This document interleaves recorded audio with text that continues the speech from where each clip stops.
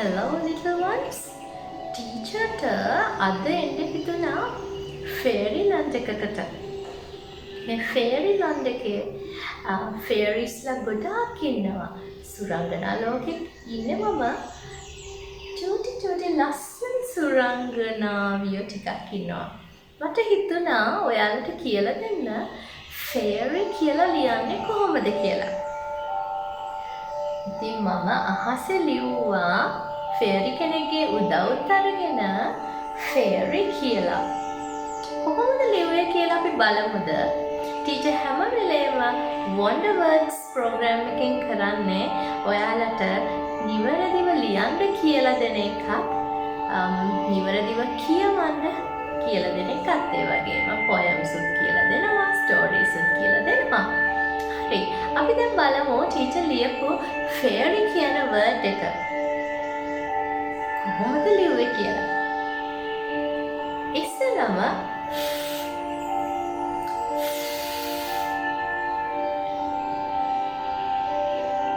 අකුරු දෙකක් එකතු වෙලා සවුන්ඩ් එකක් හදලා තියෙනවා.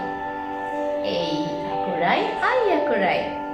vowel sounds දෙකක් එකතු වෙලා හදලා තියෙන ශබ්දේ A sound.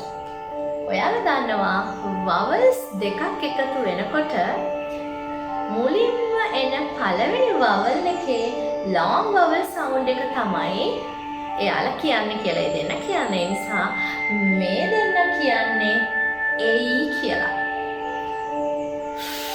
A එක chewing gum sound එකක්. Y අකුරක් තමයි අන්තිමට තියෙන්නේ. Y අකුරක් අන්තිමට තියෙනකොට සමහර වෙලාවට Y අකුර E sound එක දෙනවා. long vowel sound එකක් දෙනවා. E කියනවා. සමහර වෙලාවට I කියන sound එකක් දෙනවා. හැබැයි මෙතන දෙන්නේ E කියන sound එක. Y අකුර අන්තිමට තියෙද්දි මෙතන දෙන්නේ long E sound එක. දැන් අපි කියමුද අකුරු ටික එකතු කරලා අකුරු එකතු වෙලා තියෙන sounds ටික එකතු කරලා read කරමු. A